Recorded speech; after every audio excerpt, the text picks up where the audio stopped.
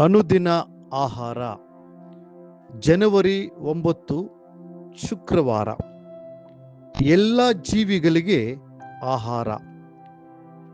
ಆದಿಕಾಂಡ 9ನೇ ಅಧ್ಯಾಯ 3ನೇ ವಚನ.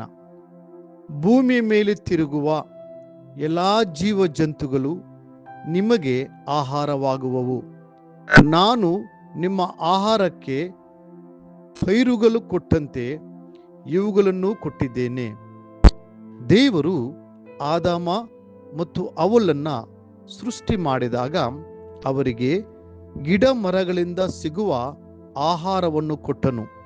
ಆದಿಕಾಂಡ 1ನೇ ಅಧ್ಯಾಯ 29ನೇ ವಚನ. ಆದರೆ ನೋಹನ ಕಾಲದ ನಂತರ ದೇವರು ಮನುಷ್ಯರಿಗೆ ಸಸ್ಯಾಹಾರಿ ಮತ್ತು ಮಾಂಸಾಹಾರಿ ಆಹಾರವನ್ನು ನೀಡಲು ಪ್ರಾರಂಭಿಸಿದನು. ಆಗ ಕರ್ತನು ಹೇಳಿದ್ದೇನೆಂದರೆ, ಭೂಮಿಯ ಮೇಲೆ ತಿರುಗುವ ಎಲ್ಲ ಜೀವ ಜಂತುಗಳು ನಿಮಗೆ ಆಹಾರವಾಗುವವು ಹಾಗೂ ಸಮುದ್ರದ ಮೀನುಗಳನ್ನು ಅವರಿಗೆ ಆಹಾರವನ್ನು ನೀಡಿದನು.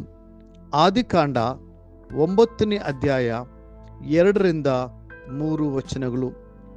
ಮನುಷ್ಯರಿಗೆ ತೃಪ್ತಿಕರವಾದದ್ದು ಮತ್ತು ಪೋಷಕಾಂಶಗಳನ್ನು ನೀಡುವ ಆಹಾರವನ್ನು ದೇವರು ತನ್ನ ಕೃಪೆಯಿಂದ ಅವರಿಗೆ ಅನುಗ್ರಹಿಸಿದನು. ಒಂದು ಸಂದರ್ಭದಲ್ಲಿ ಇಸ್ರಾಯೇಲರು ಮೋಶೆ ಮತ್ತು ಆರೋನರ ವಿರುದ್ಧ ಗುಣುಗುಟ್ಟುತ್ತಾ, ಈ ಅರಣ್ಯದಲ್ಲಿ ತಿನ್ನಲು ನಮಗೆ ಮಾಂಸವನ್ನು ಯಾರು ಕೊಡುತ್ತಾರೆ? ನಾವು ಮಾಂಸವನ್ನು ಆಶಿಸುತ್ತೇವೆ. ಪ್ರತಿದಿನ ಈ ಮನ್ನವನ್ನು ಸೇವಿಸಿ ನಾವು ಬಳಲಿ ಹೋಗಿದ್ದೇವೆ. ಆಗ ದೇವರು ಗಾಳಿಯನ್ನು ಬರಮಾಡಿದನು. ಇದರ ನಿಮಿತ್ತ ಹೇರಳವಾಗಿ ಲಾವಕ್ಕಿಗಳು ಅವರ ಡೇರೆಗಳ ಬಳಿ ಬಿದ್ದವು. ಜನರು ಅವುಗಳನ್ನು ತಿಂದು ತೃಪ್ತರಾದರು. ದೇವರು 3 ಅಲೌಕಿಕ ವಿಧಾನಗಳಲ್ಲಿ ಎಲಿಯನಿಗೆ ಆಹಾರವನ್ನು ನೀಡಿದನು. ಕಾಗೆಗಳ ಮೂಲಕ. ಕಾಗೆಗಳು ಅವನಿಗೆ ಪ್ರಾತಃ ಕಾಲದಲ್ಲಿಯೂ ಸಾಯಂಕಾಲದಲ್ಲಿಯೂ ರೊಟ್ಟಿ, ಮಾಂಸ ಇವುಗಳನ್ನು ತಂದು ಕೊಡುತ್ತಿದ್ದವು. 1 ಅರಸು 17ನೇ ಅಧ್ಯಾಯ 6ನೇ ವಚನ. ಚಾರಪ್ತದ ವಿಧವೆಯ ಮೂಲಕ. ನಾನು ದೇಶಕ್ಕೆ ಮಳೆ ಕಲಿಸುವವರೆಗೂ ನಿನ್ನ ಮಡಿಕೆಯಲ್ಲಿರುವ ಹಿಟ್ಟು ತೀರುವುದಿಲ್ಲ, ಮೊಗೆಯಲ್ಲಿರುವ ಎಣ್ಣೆಯು ಮುಗಿದು ಹೋಗುವುದಿಲ್ಲ ಎಂದು ಹೇಳುತ್ತಾನೆ ಅಂದನು.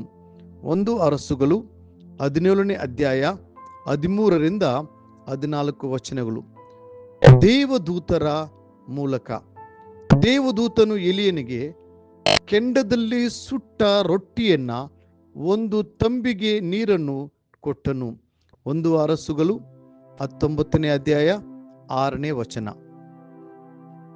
ದೇವರು ಕೂಡ ನಿಮ್ಮನ್ನು ಅತ್ಯುತ್ತಮವಾಗಿ ಪೋಷಿಸುತ್ತಾನೆ. ಹೀಗಿರುವುದರಿಂದ ಏನು ಊಟ ಮಾಡಬೇಕು, ಏನು ಕುಡಿಯಬೇಕು, ಏನು ಒದ್ದುಕೊಳ್ಳಬೇಕು ಎಂದು ಚಿಂತೆ ಮಾಡಬೇಡಿರಿ.